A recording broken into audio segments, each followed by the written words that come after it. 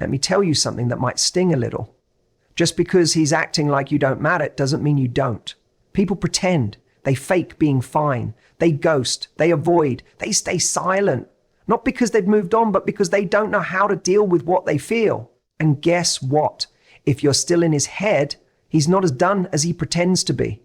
He's not ignoring you because you didn't mean anything to him. He's silent because staying quiet is easier than facing what he feels. That silence, that cold shoulder, that ghosting, it's not closure, it's avoidance. People don't always shut down because they've moved on. A lot of times they shut down because they're overwhelmed by emotions they can't process. And instead of doing the hard thing, like owning their part, having an honest conversation, or admitting they still care, they disappear. They pull back, they pretend.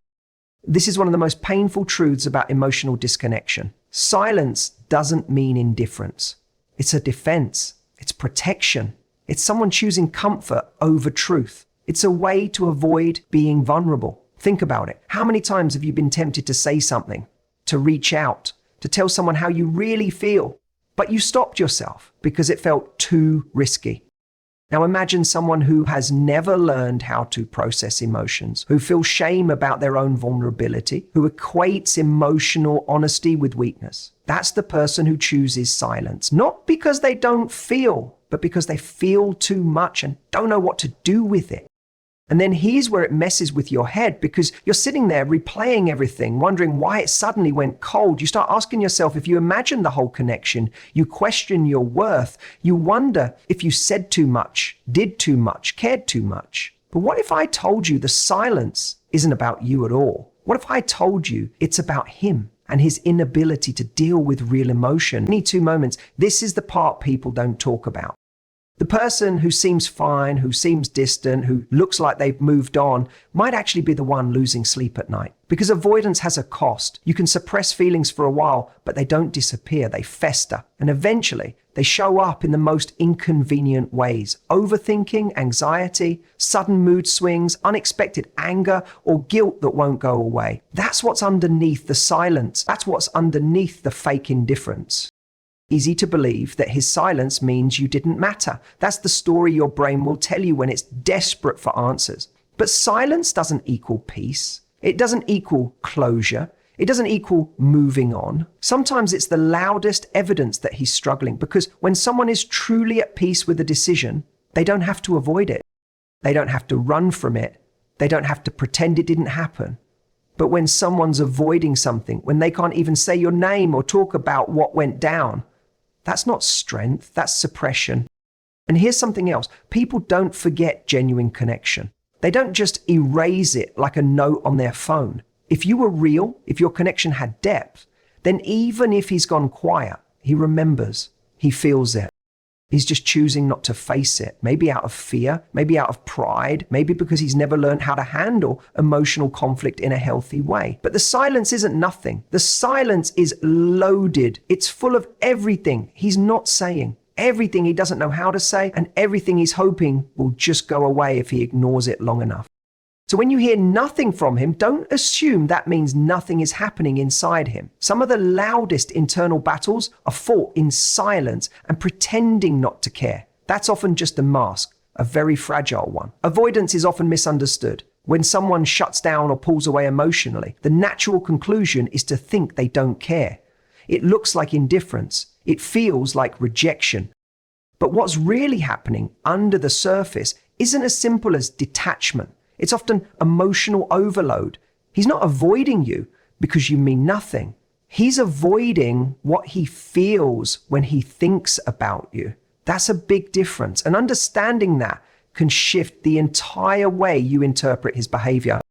When a person is emotionally overwhelmed, their brain goes into a kind of shutdown mode. For some, it's fight or flight, and flight becomes the preferred option. They distance themselves. They go quiet. They distract themselves with work, other people, mindless entertainment, anything to keep from sitting still long enough to feel what's really going on inside. So when he avoids you, when he acts like you're invisible, that's not always a sign of emotional freedom. Sometimes it's a sign of emotional paralysis. He can't confront it, so he escapes it. Avoidance gives the illusion of control. It allows someone to delay dealing with truth. He might even convince himself that by not talking about you, not seeing you, not acknowledging the pain, he's moving on. But avoiding something doesn't resolve it, it buries it.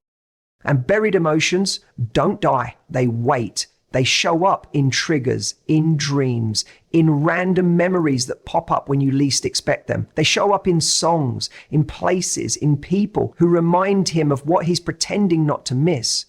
That's the thing with avoidance. It doesn't heal, it hides. And hiding doesn't work forever. Here's something most people won't admit. Avoiding someone you once cared about takes effort. It requires discipline. It takes constant distraction and denial. If you were truly irrelevant, he wouldn't need to avoid you at all. He'd be indifferent, not intentionally distant. There's a big difference between someone who doesn't care and someone who's trying hard not to care. One is calm, the other is conflicted. And that conflict shows up in strange ways. He might get irritable when your name comes up. He might over-explain why he's so over it. He might start dating quickly just to prove a point, not to you, but to himself. These behaviors aren't coming from peace. They're coming from discomfort. That's what emotional overload does. It makes people act out of character. The person avoiding you is actually trying to avoid a part of himself. Maybe being around you made him feel vulnerable in ways he wasn't ready for. Maybe he felt seen, exposed, understood, and that scared him. Vulnerability, especially for someone who equates it with weakness or past pain, can feel like danger. So he pulls back, not just from you, but from that version of himself that showed up in your presence. The version that felt too deeply, the version that couldn't hide. That's the part he's really running from. Real emotional connection doesn't just disappear, it imprints. And unless someone has done the hard internal work to process, learn, and heal, that imprint lingers. So when he avoids the memory of you, the mention of you, or the space where you used to be in his life, he's not erasing anything. He's delaying the emotional reckoning. That's not peace. That's pressure building up under the surface. One day it cracks. One day it catches up. Not because of guilt or regret necessarily, but because the truth always demands to be felt eventually. That's the cost of avoidance. It gives you temporary relief, but guarantees long-term unrest. What he shows you is not the full story. It's a performance, a curated version of reality designed to look effortless, unbothered, and in control. People do this all the time, especially when emotions are high and pride is on the line. He may be acting like he doesn't care, like you're just another chapter he closed without hesitation. But the truth is, that's not the whole picture. It's a mask he wears. And the longer he wears it, the more convincing it becomes, not just to you, but to himself. We live in a world where showing emotion is often seen as weakness, especially for men. They're taught to be strong, to be stoic, to man up and move on. So when something impacts them deeply, like the loss of someone they actually cared about, they don't always know how to process it in a healthy way. Instead of sitting with it, talking through it, or expressing it, they shove it down. And what you get on the surface is someone who looks completely unaffected. Someone who posts as if nothing happened. Someone who jokes, who goes out, who dates, who thrives, or at least pretends to. But that's just the highlight reel. That's not the reality playing out in private. You don't see the late nights. You don't see the way certain songs hit differently now. You don't hear the way your name still comes up in his thoughts, even if it never comes up in his conversations. He's not showing you the parts that keep him up, the regret, the confusion, the what ifs. That's not part of the performance. And he won't post that. He won't text that. He might not even admit it to himself fully, but it's there underneath all the pretending. Because when someone meant something real to you, pretending they didn't doesn't actually erase the feelings. It just buries them. The people who seem the most over it on the outside, often the ones struggling the most internally. It's not that they're lying exactly. It's that they've convinced themselves the lie is safer than the truth. If he admits he still thinks about you, if he admits he misses the connection, if he admits that losing you stung more than he expected, he risks cracking that image he's trying so hard to maintain. And for someone who builds their identity around being in control, that crack feels like collapse. So he avoids it. He covers it up with ego, with distractions, with silence. You might even notice how defensive he gets when someone brings you up, how quick he is to change the subject, to act like you were just a phase, nothing serious. But that reaction alone tells you everything. Indifference doesn't need to prove anything. Indifference doesn't get triggered. If he were truly at peace, he wouldn't need to convince others or himself that he doesn't care. The fact that he's working so hard to look detached, that's evidence of the emotional weight he's still carrying. And this isn't about hoping he comes back or waiting for closure. It's about understanding human behavior for what it really is. Layered, messy, often contradictory. People are complex. Feelings don't just vanish because someone pretends they have. He may have chosen not to show you the impact you had on him, but that doesn't mean there wasn't one. He just doesn't want you to see it. Or maybe he doesn't want to admit it exists at all. Because once he does, the act is over. And then he has to face what's real. You're not crazy for feeling what you felt. You're not imagining the connection, the energy, or the emotional depth that existed between you and him. Just because he's acting like it didn't matter doesn't mean it wasn't real. That doubt you're feeling right now, that voice in your head saying maybe I overthought it or maybe I was too much, that's not truth speaking. That's emotional confusion caused by mixed signals and his sudden detachment. But the truth is, the connection was real. It just scared him more than it grounded him. And instead of leaning into it, he pulled away. Some people run not because they feel nothing, but because they feel too much. Vulnerability can be terrifying for someone who has never been safe expressing their emotions. If he grew up believing feelings make you weak, or if he's been through situations where opening up led to pain or betrayal, then feeling deeply again doesn't feel good. It was dangerous. So even if he felt a strong emotional bond with you, it may have triggered something inside of him that said, this is too much, I don't know how to handle this. And instead of communicating that fear, he shut down, he backed out, he disappeared. You didn't misread the way he looked at you. You didn't misinterpret those conversations that lasted for hours or the way he lit up when he talked to you. You saw something real. And for a moment, he let himself feel it too. But when the emotions got intense, when it became clear that this wasn't just surface level attraction, he panicked. Maybe he feared being exposed. Maybe he wasn't ready for the version of himself that showed up with you, the version that couldn't hide behind sarcasm, detachment, or ego, because you saw through it. You saw him. And that kind of emotional exposure can make someone feel naked, unprotected, even threatened. What does he do? He distances himself. He convinces himself that you were just too much, or the timing was wrong, or the connection wasn't sustainable, but those are just excuses to escape the emotional weight. The irony is, the stronger the connection, the harder it can be for someone emotionally unavailable to stay. It's not your fault he didn't know how to hold it. That's not a reflection of your value. It's a reflection of his readiness or lack thereof. This is what people rarely say out loud. It's possible for someone to deeply care about you and still walk away.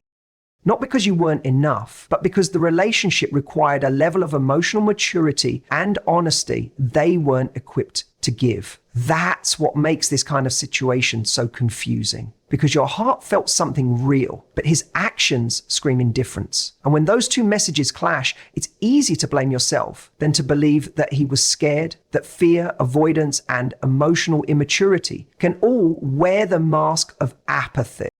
It's also important to understand that how someone leaves isn't always an accurate representation of what they felt while they were with you. People ghost, disconnect, and rewrite history to protect themselves. That doesn't mean the bond you shared was fake. It means that once real feelings got involved, his emotional capacity hit a limit. And instead of rising to meet you, he retreated into what felt safer: numbness, denial, and control. So no, you weren't crazy. You didn't overthink it. The connection was real. It was mutual. But mutual doesn't always mean permanent. And real doesn't always mean sustainable, especially when one person isn't ready to face what that kind of connection requires. Regret doesn't always look like an apology or a dramatic confession. Sometimes it hides in the silence. It lingers in the moments when he scrolls past your name on his phone but doesn't message you. It shows up in the way he checks your social media without saying a word. Regret can be subtle, quiet, and buried under layers of ego. And sometimes it doesn't surface until long after the damage is done. People don't always realize what they've lost when they walk away. Some lessons take time. And for someone like him, someone who didn't have the emotional tools to handle what you brought into his life, that realization doesn't happen overnight. It builds slowly. He probably felt relief at first, a sense of escape, no pressure to confront his feelings, no more emotional responsibility, no more mirrors showing him who he could be if he let himself grow. But that relief is temporary because something inside of him knows, even if he won't say it out loud, that he didn't walk away from chaos. He walked away from someone who genuinely cared, someone who saw him, someone who challenged him. And even if he's surrounded by people now, even if he's acting like he's moved on, there's a part of him that remembers. And that part starts to speak louder with time. Regret often begins in the quiet moments, not in the chaos of the breakup, but in the stillness that follows, when life slows down, when distractions fade, when he lies awake at night and realizes that the peace he thought he'd find in your absence is actually emptier than he imagined, because connection, real connection, doesn't just go away, it leaves fingerprints. And if you were real, if your love was grounded in truth, kindness, and vulnerability, then it's going to echo inside of him, whether he admits it or not. But the hardest part about all of this is that you won't always see the regret. He might never reach out. He might never say, I was wrong. But just because someone doesn't say it, doesn't mean they're not feeling it. Pride is a powerful barrier. It keeps people stuck in patterns they don't even like. He might think reaching out would make him look weak, or he might believe too much time has passed. So instead, he carries that regret quietly. He wears it under the surface. It shows up in his hesitation, his distractions, his inability to form a deep connection with anyone else. There's a difference between missing someone and realizing you mishandled them. Regret lives in that second category. It's not just about longing for what was, it's about seeing, often too late, that you were given something meaningful and didn't know how to hold it.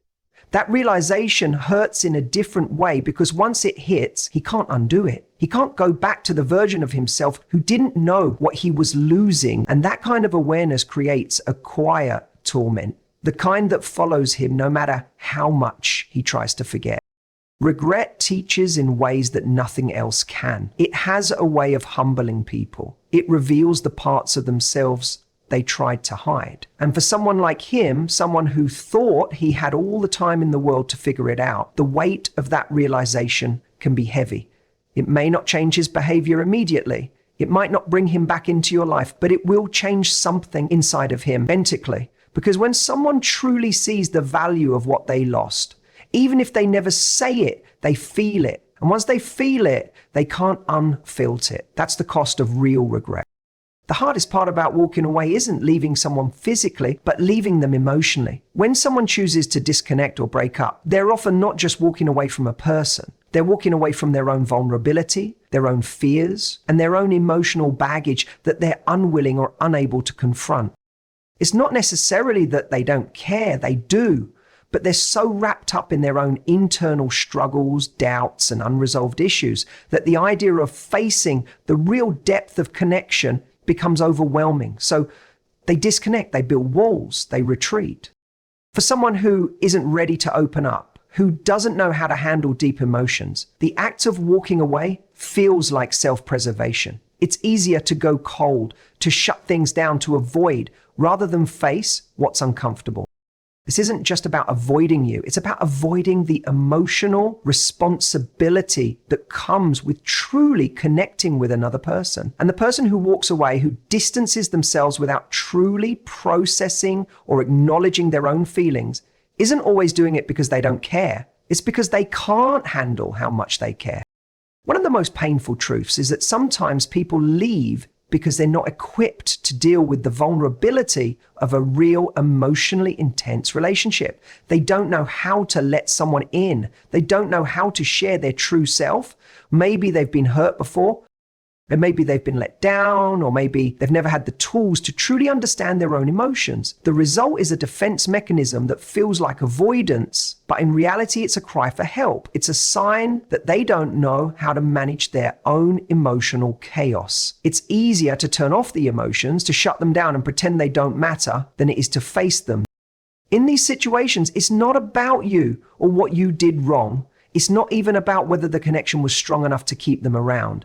It's about the internal battles they're fighting that you, as much as you may try, can't solve. People often project their internal struggles onto relationships. So when someone feels emotionally inadequate, they project that fear of inadequacy onto the relationship. They don't know how to show up as their authentic self, so they shut down, they disappear, and they hide behind this facade of indifference, believing it's the safer route.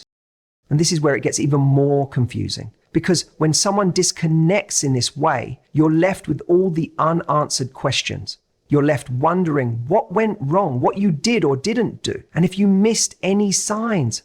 But the truth is, the person who walked away is just as confused as you are. They might not even fully understand why they did it. The fear of being vulnerable, the fear of facing what they feel, it's all wrapped up in emotions they've never learned to manage. And instead of facing that fear, they chose the only option that seems safer, leaving.